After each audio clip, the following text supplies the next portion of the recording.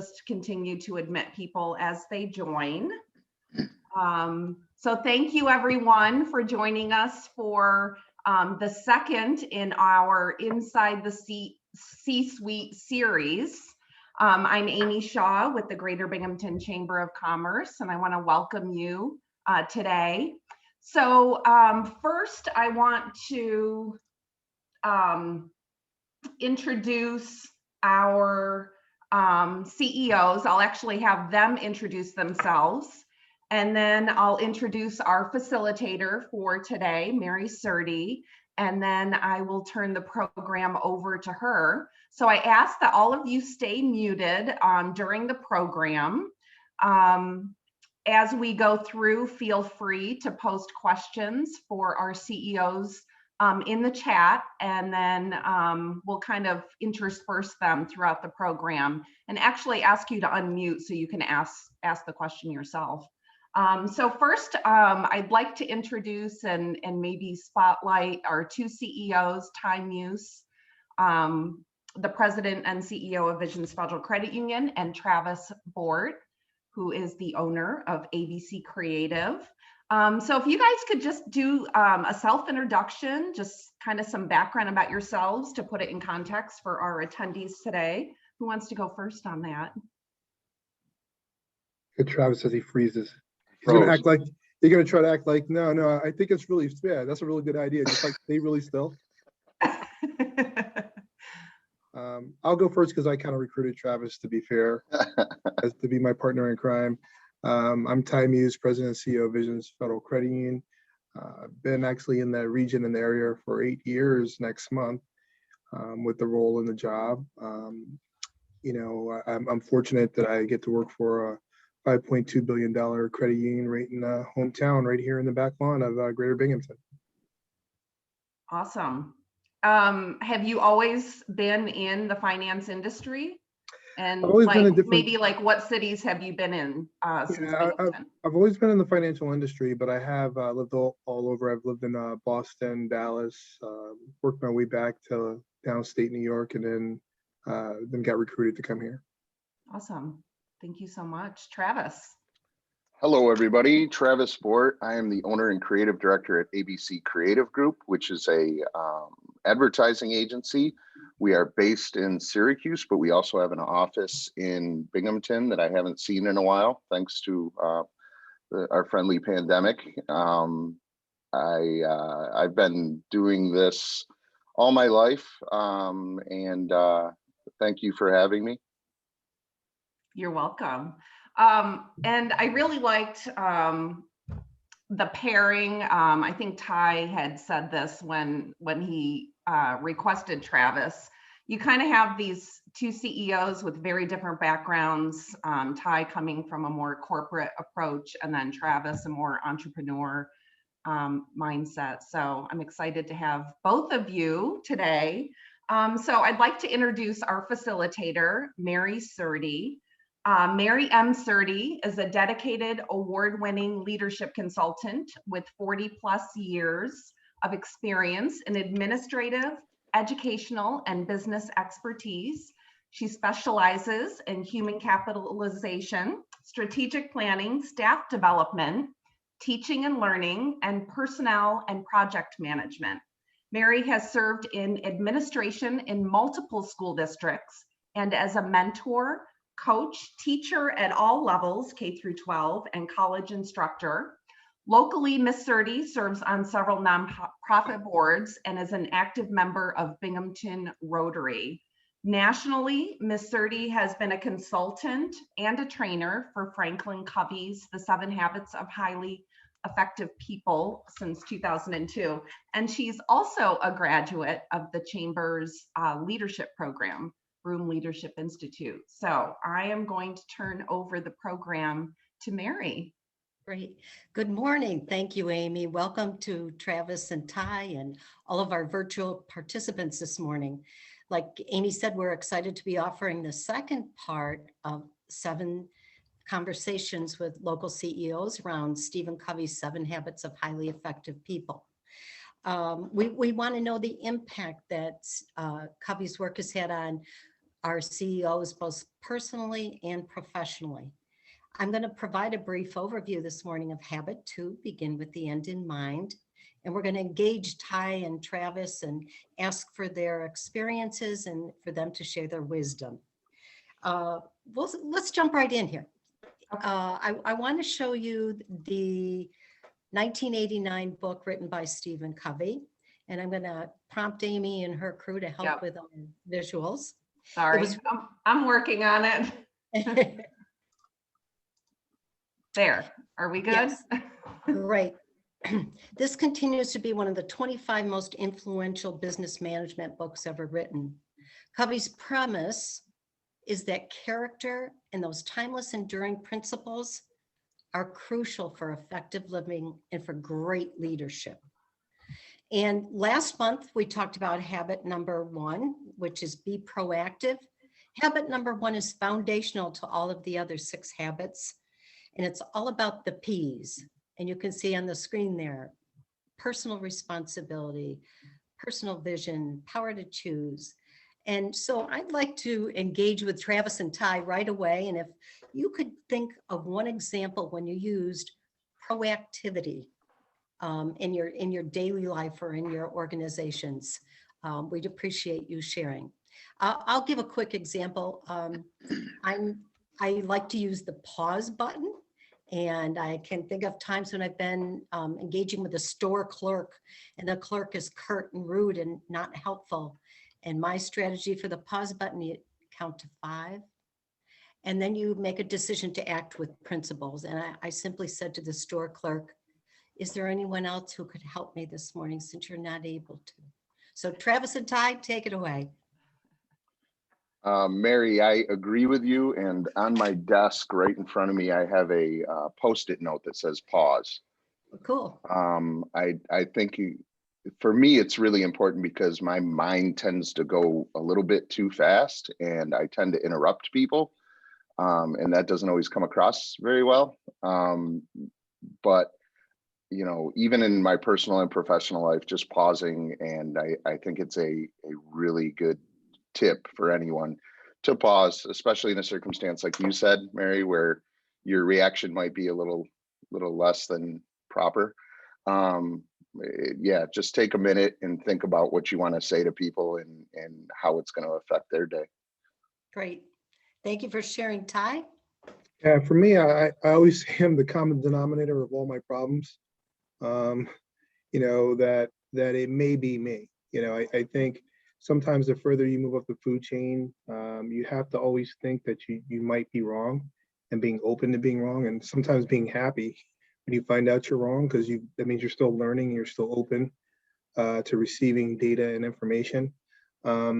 You know, in that first chapter, you know, the one thing I remember, the story still resonates with me from reading it, golly, 30 years ago, 25 years ago for the first time, was him telling the story about being on the subway train and the kids were running all around recklessly and not kind of having that paradigm switch for him, where he just saw it as kids running around and then finding out, well, they just left the hospital where their mother died. And then you just see the whole transition of the kids running around is actually a good thing because somehow they were still finding joy and happiness. And so I think I'm always looking at ways that I could be wrong and my paradigm might need to be changed to see it from a different perspective. And I kind of live my life that way.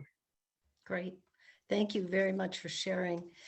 Today, we're going to focus on habit 2, begin with the end in mind. And Covey argues in habit 2 that highly effective people get to shape their own future. Highly effective people mentally plan and then physically create their own positive results. Habit 2 says our vision shapes our future for who we want to be and what we want to do. It allows us to lead a purposeful life and leave a legacy, a great phrase. And without a purposeful life, one just moves from day to day without a direction, without a compass, without realizing their full potential, and without real effectiveness. So I'm sure many of you on our call this morning, your organization has a vision and you might even possibly have a written mission statement. Why? because we know that vision shapes the future. It helps set direction for a team, for an organization. It's like a mini constitution by which we can make decisions and choose behaviors. So to tie into Travis, would you share your organization's mission statement and talk about what principles it embodies? Sure. We have, it's less of a statement and kind of 4 words. It's passion, humor, courage, and forgiveness. It works well for our company because we are so focused on the creative strategy for our clients. And the passion is meant to be about the work, to be passionate about the work you're doing, hopefully not to come in and view what we do for our clients as just work, but to be passionate about the effectiveness of it. The humor is obvious. It's got to be fun, especially in our industry. You either have to make people laugh or cry. We'd rather make people laugh. Courage is important because courage in our world is courage to share their ideas. Don't be afraid to share their ideas every day. And the forgiveness is forgiving everybody else when maybe that idea doesn't become the best idea. We tend to be a little abusive to our ideas here at ABC and in the workplace. And that's just trying to make sure that those ideas are actually going to be effective. So sometimes in that process, we may, have to shoot down some ideas. So we ask for everyone to be forgiving when that happens and to move on and start again. Great. I love the 4 words, passion, humor, courage, and forgiveness. Thank you, Travis. Ty, how about visions? Yeah, first we have really an organic mission statement that was born out of an employee meeting where staff asked me, what is my goal for vision? And it was, my goal was really to make visions matter. It's really hard to make something matter to someone, but if you can create intrinsic value, if you can somehow create that value for someone, then it does matter. If I were to give you a blank piece of paper, say, here you go, appreciate this piece of paper, hope you love it. And I gave it to Travis, he'd probably just throw it away once I walked out the door. But if I found out his favorite band was the Beastie Boys, and I told him about this great guy, Travis, who loves them, and he writes this really awesome, cool note to Travis on it, and I gave him that same piece of paper, and if he drove off, he'd drive all the way back from Syracuse all the way down here to get it, because now that single piece of paper has value to him. But the formalized mission statement is really a love letter. The way we talk about it, we treat it as a love letter to 3 people, our members, our employees, and our community. And it's an aspirational love letter to what we hope to do and positively impacting those 3. So I think that's really the highest level, the way to look at it. Great. So we're going to make a little shift here. We're going to move from those organizational mission statements to personal mission statements. So how many of you have a personal mission statement? Maybe a few of you. How many of you have a will? I'm going to suggest that many of you have a will. So what you're really telling me is you have a plan for death, but not a plan for living and leaving a legacy. I think that's a bit backwards. So a personal mission statement is a powerful written document that expresses your personal sense of purpose, your meaning in life, your vision, your values. It acts as that constitution by which you can make decisions and choose behaviors for the future. So Ty, Amy has prompted me a little bit, and she said that you actually have a personal mission statement. And would you tell us when you wrote it and how you use it, and when was the last time you kind of revised it? I came up with it probably 20 years ago, so I'm 50 now, so it was about 30. I had a young child. I was living in Texas. I was working a lot, and I had read the book, and I was thinking about, like, how would I define myself, at that funeral, conversation? What would they hopefully say I was? And it's pretty much hasn't changed much in the last 20 years. So for me, my goal is, and really always has been, even before I formalized the statement, was that everyone who comes into my life, I hopefully help them become the best version of themselves. Um, and that's been a theme and mantra, and that it's attitudinal, right? So you can't walk in and have a bad day and just be self-serving. Like every day you have to go out your way to think about what are they trying to accomplish? What is going to help them be the best version of themselves? How can you help them realize what makes them happier? And how do you accomplish your goals? That means you have to give them a lot of capital, whether it's financial or emotional. But I think it just changes the way you're seen by them and the way you want to be seen. But you kind of have to live it in order to do it. Absolutely. Thank you for sharing. Travis, I did a little research and I know that each morning there's a simple reminder kind of etched on the wall at ABC Creative, and it says, create cool shit today. So can you tell us what guides you personally in that creativity? What are your core values and goals? Mary, how did you see that? I was in Syracuse this week, but I didn't visit ABC Creative. Yeah. You know, I mean, it kind of speaks for itself, right? In its simplest form, our challenge to ourselves and as coworkers and a team is to, and it got on the wall because we said it a lot. You know, we would get at the end of the meeting and it was kind of a laugh at the end of the meeting where we would just say, hey, all right, just what do? We create cool shit. Let's just do that. But even more, I mean, it speaks to honesty in a weird way by simplifying it. You know, as a company, you know, we talk about the goals and the mission statement and things, but definitely we focus on honesty, and I know that seems simple, but that goes with everything we do. From, you know, if I hear someone answer the phone and say, no, you know, Travis isn't here, I will actually go to them and say, well, I'm actually here. You can tell them I'm busy, but I'm here. So the honesty of what we do it permeates through everything. And that statement just kind of is honestly what we try to do, I guess. It's Great. funny. It's funny you saw that. Yeah, thanks. So I have a couple of examples here of some personal mission statements. And Amy, if you would put up Kevin Blake's for us. Kevin was actually on with us last month and talked about proactivity and Covey's work. And he shared this and gave me permission to use it today. It's why I exist.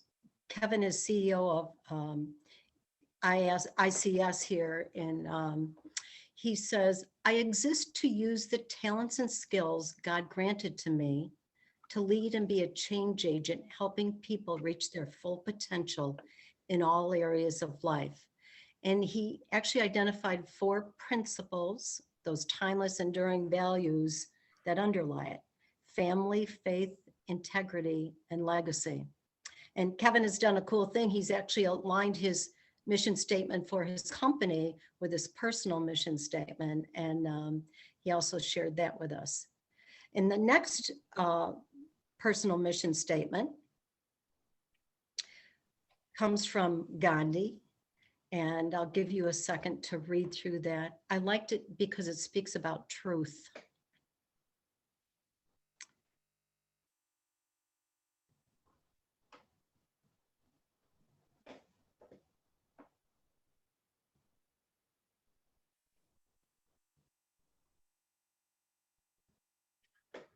Thank you, Amy.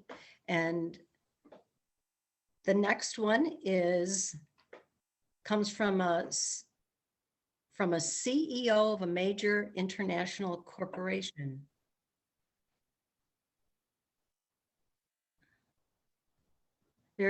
It's a, just kind of a one-liner, but has a lot packed into it with underlying values and principles in that.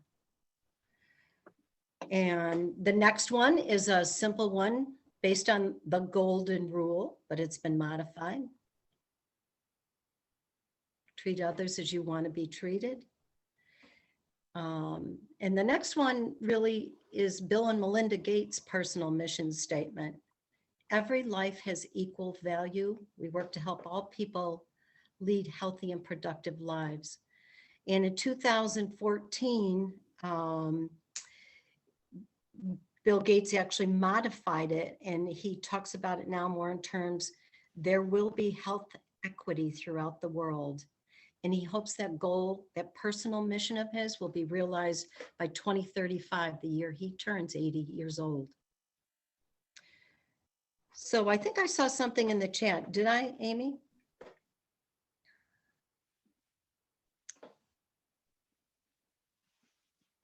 Sorry, the whole mute thing, the screen share, the mute, it's a lot to deal with.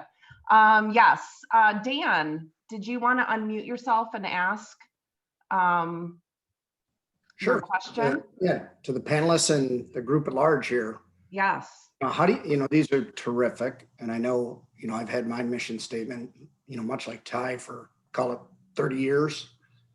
But how do you, use it, review it, live it, and make sure you're staying in alignment with it or adjusting it as you go forward?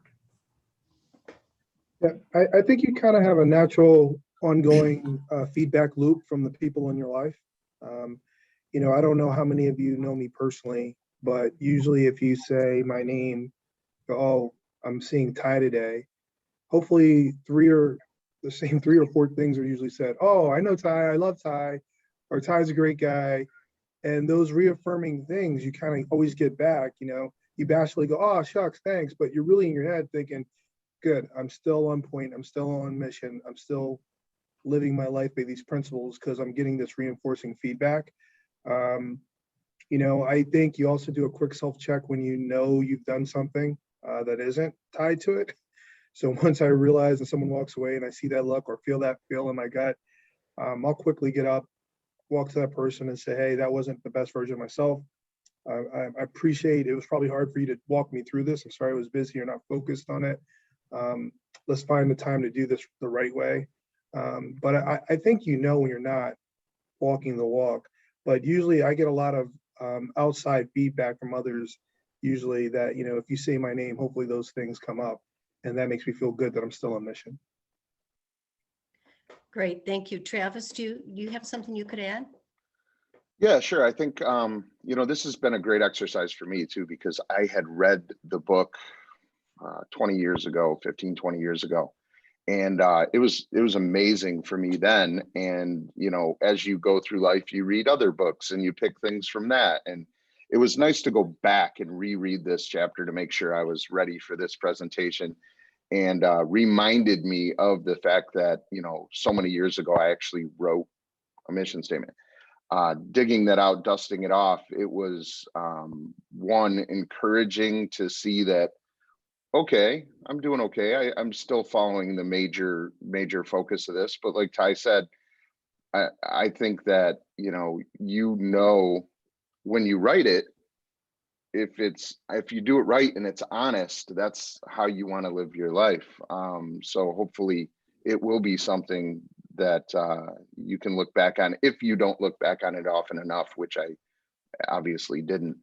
So yeah, this has been a great opportunity to dust that off and maybe relook at it and tweak it, because like Ty said, at that time, my kids were newborns and life was different radically. Yeah. So both of you have used a phrase, the best version of myself, and really a personal mission statement is a succinct way of putting out there, what's the best version of myself that I'm giving to my family, my community, my workplace, and what legacy will I leave? So I love those words that you've used. Amy, if you want to put up my next slide.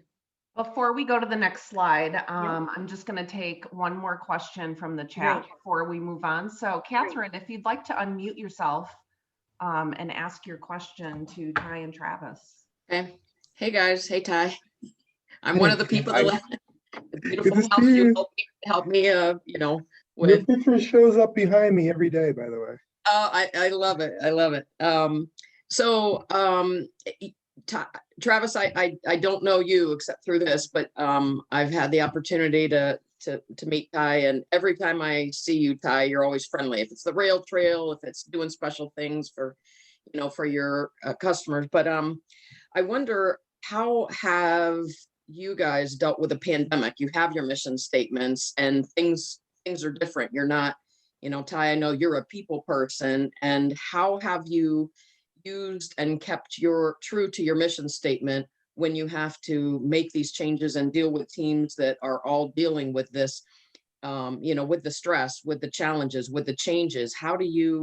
What kind of things have you guys done to continue being a leader and show that best self and inspire other people to do that? Yeah, I will say it's hard. I mean, Catherine, you nailed it. I get energy from people. I'm a true extrovert. And I really have to shift. I found that my tank was getting empty because I'm always giving, right? And I had to find a way to refill it. So, but I'm really connected. So I had reached out to one of my mentors and idols, is a Dr. J, and I just asked him for 30 minutes that if he wouldn't mind sharing his thoughts on leadership, because he actually has a leadership degree, and he let me record it and so I could share it with my team. So I have to go connect with other people, even if it's virtually at times. Fortunately, Travis and I actually are really good friends, and sometimes it's something as simple as just checking on each other that's helped. The random text that he goes out his way when he realizes he hasn't heard from me or talked to me a little bit, and that helps me a lot. And then it ultimately comes down to family. I have just like the coolest family. My dad is the funniest guy I've ever been around. So the first, to be perfectly honest, Catherine, the first 6 months, 5 months or so, I just kind of grinded out and worked. And then I was exhausted. And I was just trying to think what was missing. And it was my dad. It was my mom and dad, because I couldn't go see them. So I had to get tested and found out I was safe for some other contacted reasons. And then I went down and saw my parents, and suddenly I just felt rejuvenated, not realizing how much of a spark plug they were for me. So now I go out my way to try to still schedule time to go physically see them in a safe manner. And that's made all the difference in the world for me. Thank you so much. Travis?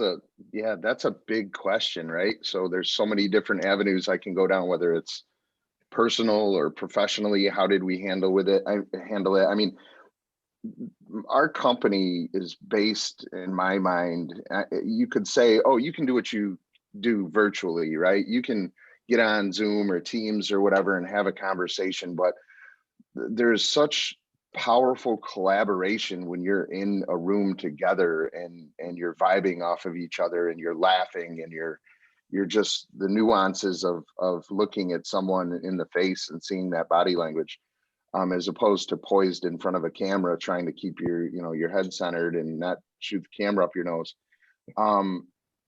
So it was extremely hard. I mean, I'm super proud of my team and the fact that we got so much work done during that.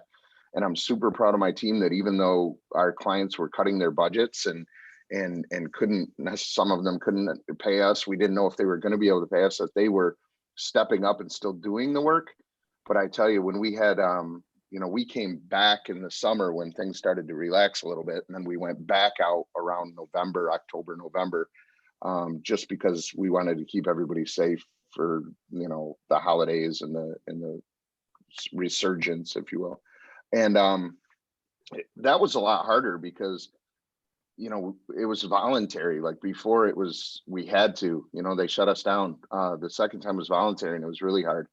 But yeah, like Ty said, I think, it was the people thing, just being able to vibe off of other people and get that, now we're back in the office now and what a difference. Just hearing people out there talking and laughing outside my door and cracking up and meetings and things, it's definitely a recharge, like Ty said.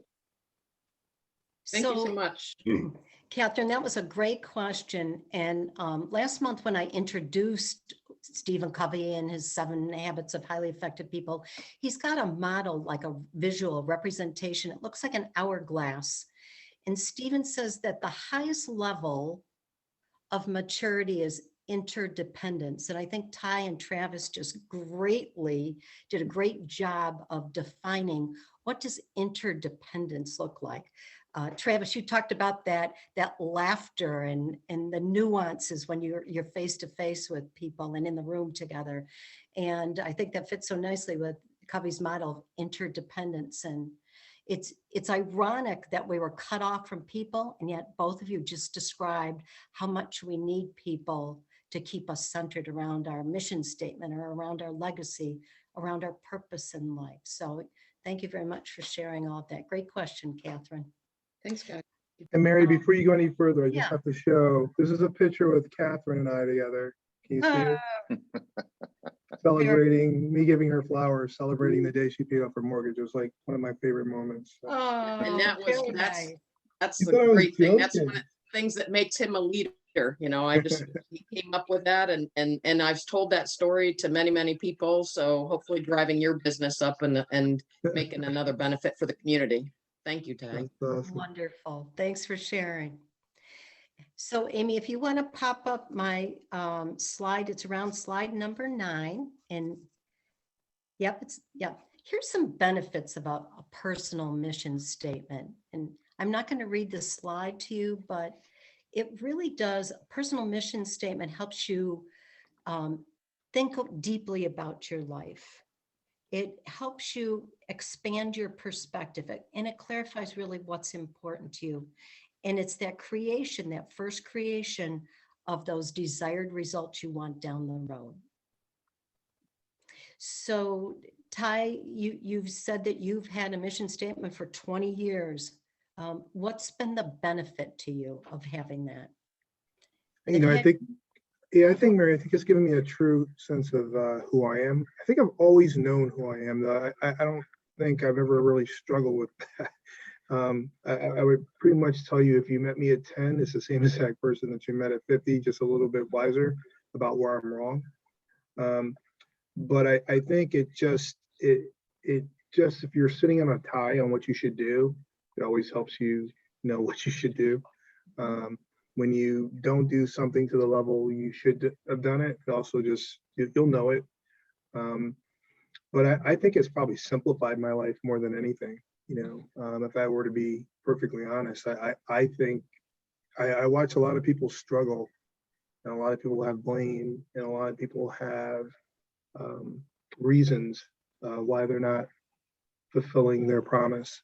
You know, I think Denzel Washington was doing this story where he was talking about where, you know, dreams without goals just remain dreams, right? So if you dream that you're going to be great, you need to know what greatness is, so you know when you've arrived, you know when you've succeeded, you know when you've won.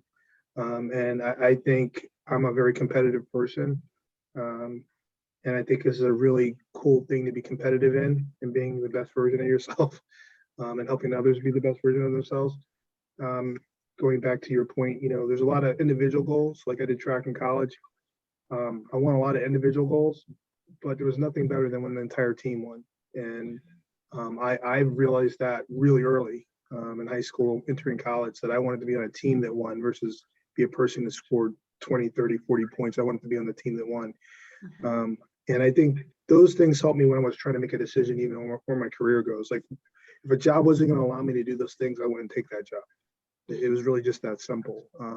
If the people I talked to said their boss didn't really support those goals of being a good parent, having a good work-life balance, you know, or they kind of managed in fear, I wouldn't take that job. You know, it really became a really defining factor in most of those decisions. Yeah, it becomes a compass, almost the direction for us to make decisions by, whether we're going to actually work at this particular company or for this particular individual. It really helps guide some of our decisions. Before I go to Travis, I want you to know that the research is clear. When you write something down, there's an 80% greater chance that it will happen. So think of the power of actually writing down that sentence or two about who you are and what you want to be, that personal mission statement. And I also want to say, I know we have some young people on the call this morning from Visions, and that it's applicable to anyone at any point in life, whether you're a high school student, a young professional, a successful CEO or entrepreneur, whether you're a new retiree, a new parent. It's applicable at any point in your life to stop and commit to writing What's the purpose of my life? Travis, what's the benefits for you for having dusted that off, you said this morning? Went back and looked at that. Well, I'm, mentioning the young people on the call today, sitting here listening to a couple, old guys and people talking about, where to be in life. I can understand, questioning that a bit and being like, you don't understand where we're at and everything. But the thing that I say, I have a 20-year-old son and a 17-year-old son. And the thing that I think is important with a personal mission statement throughout life is you cannot, when you're 19, 20, whatever, you cannot necessarily plan where you are what job you're gonna have when you're older, or how much money you're gonna make, or how big your house is. You can, those are goals, right? Those are things that you can think about or strive for. But the one thing you can determine at any time in your life is the person that you're going to be. And that's kind of the personal mission statement, right? It's not about, I want this car or make this much money. It's, you can determine at 17 years old, who do I want to be when I'm 40? Who's the person I want to be? So I think that's what's important with a personal mission statement. Great. Amy, if you want to go to my next slide, I really want to talk for just a minute. How do you actually go about writing a personal mission statement? Yes, can we actually take one question in the chat, Mary, before we go to Absolutely. your slide? Absolutely. Malik, if you'd like to unmute yourself and maybe ask the question that you wrote in the chat. Yes. So how do you stay in the mindset of positivity for your work? I know other companies like Google stay in an environment where there's a lot of positive objects / people. So my question is just like, how do you really do it all on a day-to-day basis? You want to go first, Trav? Or you wanna- Yeah, I'll go first because, hi Malik. You're under the impression I do stay positive. I'll be honest with you. Owning a company and having those responsibilities and those people under you, when you say responsibilities, it's the people that work for you that I feel responsible for. And it's not just the person, it's their family and their children and their well-being and stuff. So it's very hard to stay positive through all that, right? I mean, it's life. It's how do you just, I can't remember who said it. It might have been Rocky Balboa. It's not how hard you can get hit, but how you can get up or something like that. I'm bad with quotes. That was really horrible, by the way. Yeah, I know Ty knows it. I know he knows it. Dang it, I shouldn't even have brought it up. Anyway, yeah, I mean, but being okay with that, Malik, understanding that, you're not going to be positive all the time, and having people around you that you can share that with. I think that's really important. Having someone around you that you can honestly speak to and just say, I'm not positive today. And whether it's, friends or family or even parents or, like Ty mentioned, having mentors and people around you. So yeah, it's tough. It's tough to stay positive. You're going to have ups and downs. And I know I sound corny right now, but yeah. I mean, that's it. I think the people around you, I hope I answered your question. Yeah. And if I can piggyback, I create a process. If people think I'm really good with gray things, but the reality is I'm not. I'm really good with dealing with. I have a black and white approach for how I'm going to figure out a gray thing, if that makes sense. I'll give you what I do. So Raymond, I know on this call we have Julie Keenan, and now she's gonna look at the camera like, oh my God, don't say my name. But she's just like a rock star. And I find every time I get to see her and what she's doing with your program, it excites me, it gets me energy. So if I see that I'm going down the rabbit hole that's not the way I always think about someone like her or someone else who's doing something, or a really smart person once said that being negative is really not the most effective or efficient thing, because then you basically go through the pain twice. So think about it. If you're negative, you go, oh, this isn't going to work. And then you do it, it doesn't work. You're like, oh, I told you it wasn't going to work. But this is what a positive person thinks. Oh, this is going to work. And it doesn't work. They're like, oh, it didn't work. You only had to go through the pain once. So I just live that mindset. I choose to believe that positive things are going to happen. And I just find myself shocked, utterly shocked when they don't. I try to be realist about it, you know.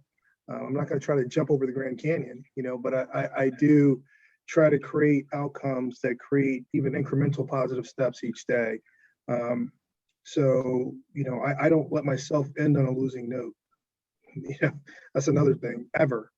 You know, if we're playing a game and I lose, I'm going to do something, whether it's rock, paper, scissors till I win, just so I feel up by the end of the day. So I just think, to your point, I like the phrase, you know, mindset. There's a book on mindset.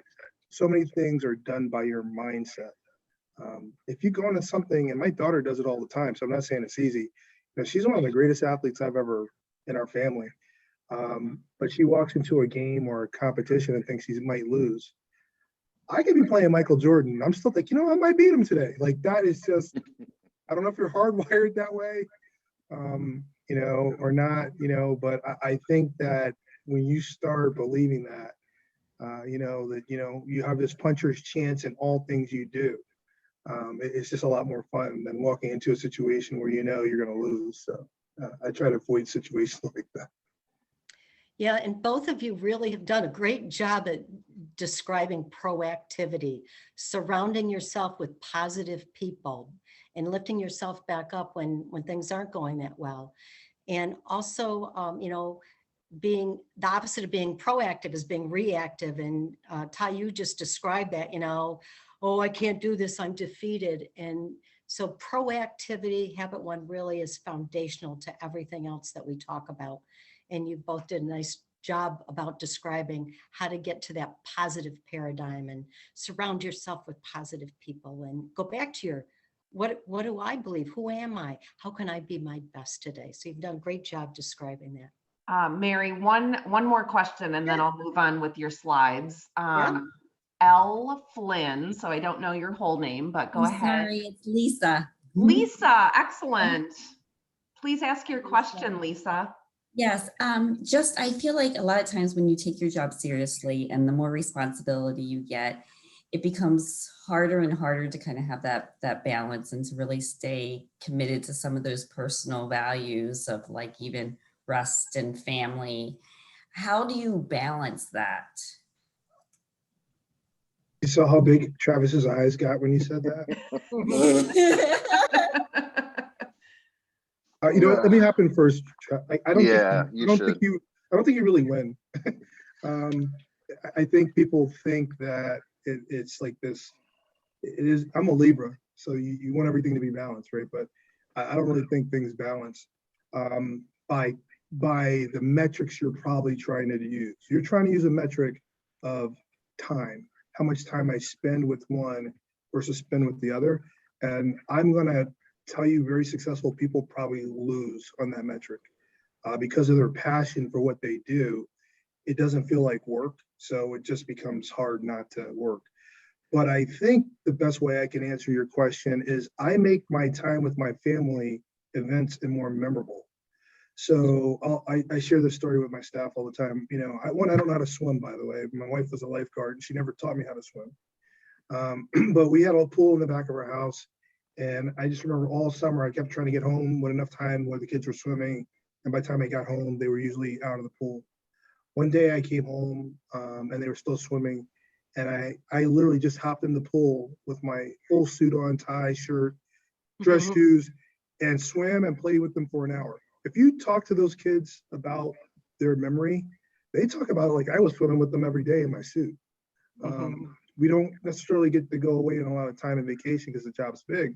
But when we do, we try to do big things. We try to go to Paris, or we'll try to go to Europe, or we'll try to get times where we're away together and maybe spend more money to make the trip a little bit more memorable or higher level of quality. So I can just say, be more purposeful with the time you do have. Don't waste it on fighting, arguing. You know, you got to do the discipline and stuff like that, but you got to align them with your values, but more importantly, you really got to find a way to make that time as valuable to them as it is to you, and make the experience better. But that's just if you're trying to measure it from like a equity standpoint of time, it may not work, but if you can create it by the experience or the value, hopefully you can overcome it. You agree with that, Travis, or you got a different approach? No, that is why Ty went first. And that is why Ty makes people feel better, right? So yeah, I totally agree with what Ty said. I mean, the reason he was picking on me, because we've had this conversation with each other before, and it's truly a struggle. And I think the other thing that you have to measure it by, and what I struggle with personally, is being content. You know, like if you don't look back and say, wow, look at what I have achieved, instead of just always thinking about what do I need to do, it's hard to take that time. It's hard to even take that time. So I have to, constantly just pause and say, okay, I'm like way farther ahead than I thought I was going to be when I was 20, and I've done what I needed to do here. And sometimes just being content with that, and saying that's a good thing. And maybe I can take an afternoon off and jump in the pool with my suit on. Hey, Lisa, I don't know, are you a list maker? Like you make a list of things you want to do and knock it off? You are? Yeah. So you'll appreciate this. I was in Vegas for a conference, and I go down to the bar, and there was this woman there, and I talked to anyone, and so I started talking to her, and I just found out she was a professional comedian. She had just gotten off the Leno show. Leno show probably that week, and it was going to air.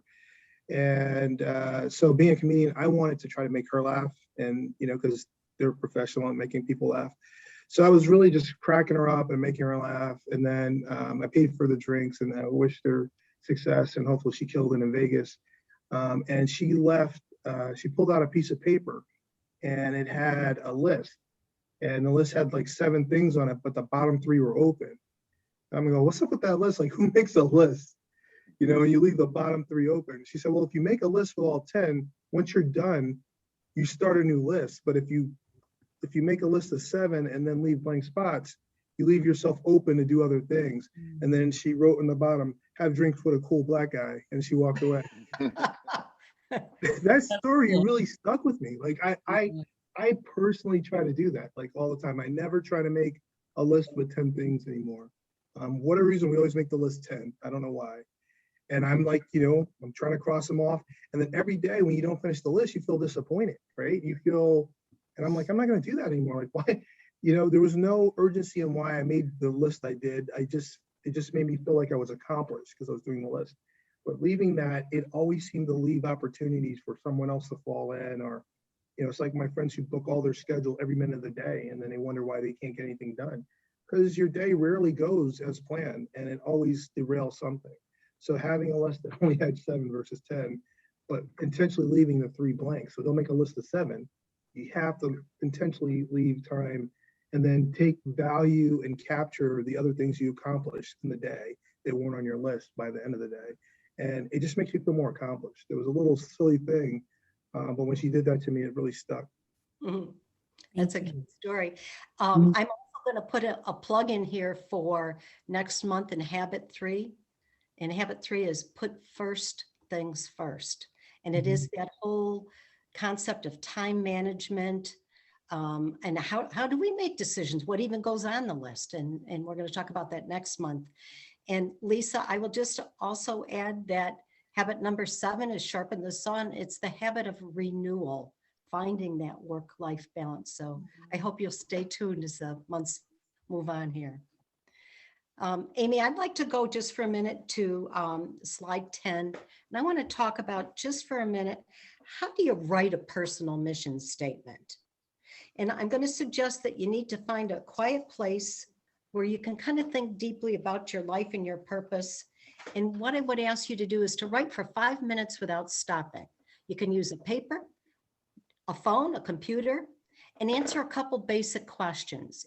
What am I about? And what principles do I live my life by?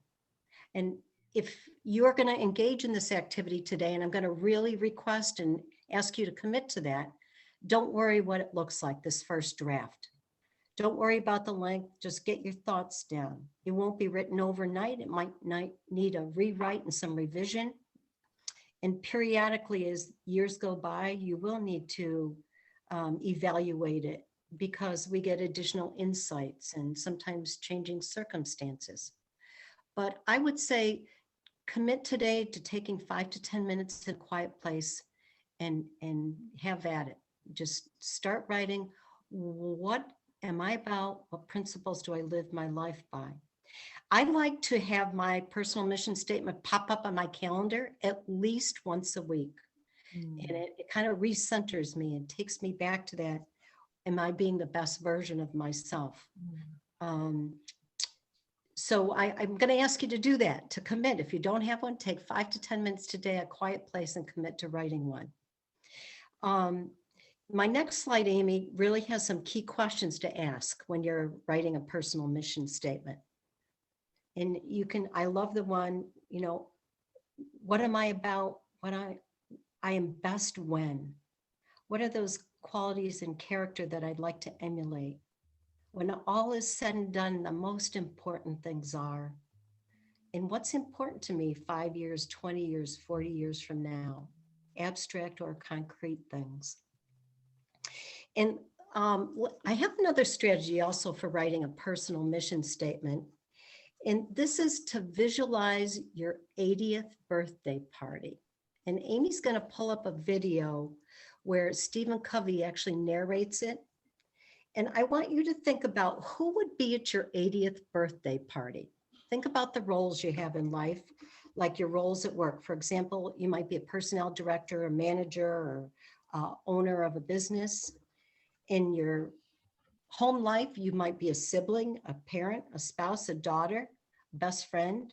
In the community, you might be a Red Cross volunteer, a nonprofit board member, a church leader. And at the 80th birthday party, those key guests and those roles for your life, what would you like them, how would you like them to perceive you, and what tribute would you like them to make to you? So Amy, if you could pull up that video, it's 1 minute and 30 seconds. Think about your 80th birthday party and who will be there and what will they say?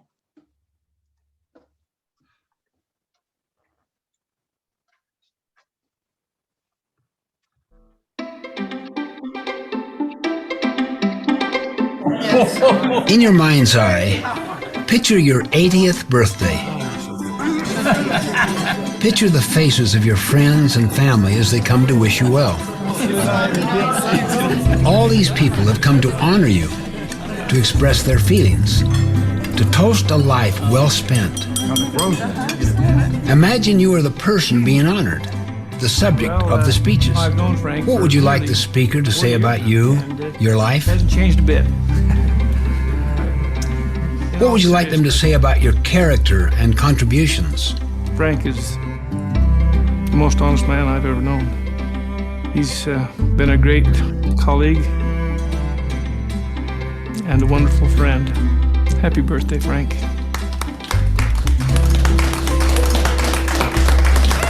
Now think deeply. Thank you all. What achievements would you want them to remember?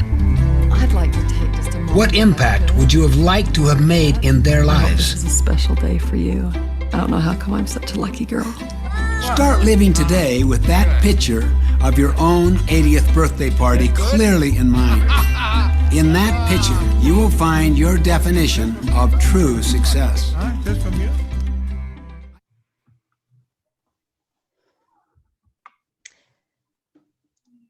So I'm going to pose that question to Travis and to Ty. What legacy is it that you want to leave? And you can talk about it from, you know, personally or from your organization standpoint. What legacy would you like to leave? Yeah, for me, it's laughter and love. I hope there's a lot of funny stories, and you know, I've kind of already started that where everyone has a Ty story. You know, some way I've kind of swooped in and not save the day, but just surprise them with something that they hear or they still hear Ty phrases. I was actually thinking, and this is for Malik, my daughter actually had just texted me to say Malik's on this call and he's a really good kid and hopefully you get to talk to him today. So Malik, you're already building that 80th thought. I mean, think about, my daughter wanted to take the time to make sure, hey, I know this guy, he's on this call. Hope you get to meet him, he's a great kid. That's what you want to happen in your 80th, right? You want Olivia Muse telling that story, going out her way to make sure that happens. So I think that's what it is for me, that I going back to how much you may not really ever change. I was looking at someone had put up our old yearbook, and in the yearbook, my yearbook quote was, if I had a choice between living or laughing, I hope I die laughing. And that has been just a mantra, that it's just my medicine. It's what I hope people get. It's that positive energy. But yeah, I think that's for me what I want. I just hope it's, real, those type of positive stories of meaningful items and stories of laughter that we had together. Great. Travis, how about your legacy? I think, obviously you want to have that love and laughter. You want to hear those stories. I think for me, it's also inspiring. I hope that, whether it's through, and this goes for my kids and my family as much as it goes for people I work with or partners in business or whatever, being some sort of inspiration, at that 80th birthday party, if people are like, oh, I did this because of something that Travis said, or I learned more, or I learned how to do this because of what Travis did, that would be good. Great. Good stuff. Great. Thank you both for sharing. Amy, I have one last slide here, and I think Amy's made this, the presentation available to our participants. And it really is a little checklist that if you take those 10 minutes today that I'm asking you to take and start writing a personal mission statement. Here's a little checklist. Does your mission statement inspire you? Does it represent the best in you? Does it communicate what you want the future, your vision and values? Does it provide security and comfort? Does it represent the best that's in me? And lastly today, as I've asking those folks on our call here to make that commitment to writing a personal mission statement, I want to leave you with a quote from Stephen Covey. Stephen says that deep within each of us is an inner longing to live a life of greatness and contribution, to really matter, to really make a difference. We can consciously decide to leave behind a life of mediocrity and to live a life of greatness. And it's greatness at home, greatness at work, and greatness in the community. So find 10 minutes today to write that personal mission statement. I'd like to say thank you very much to Ty and Travis. Your contributions, your experience, and your wisdom has been wonderful, and I really appreciate it. And Amy, I'll turn it back over to you. Great. Yes. Thank you so much. We're right on time. I want to also thank Ty and Travis.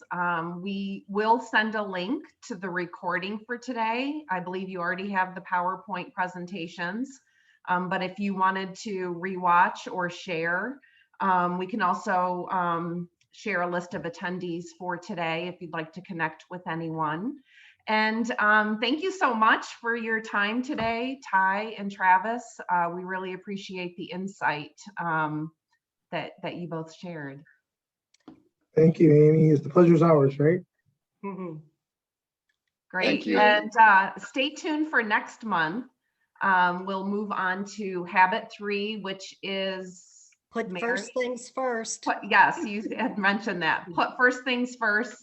We'll be joined by Peter Newman, the regional president of M&T Bank, as well as John Carrig, who's the president of UHS Hospitals. So that is on Thursday, May 6th. And I hope everyone has a great rest of the week. Happy Easter, happy Passover, whatever you celebrate. And hopefully we'll see some spring weather soon. Thank you, everyone. Thank you.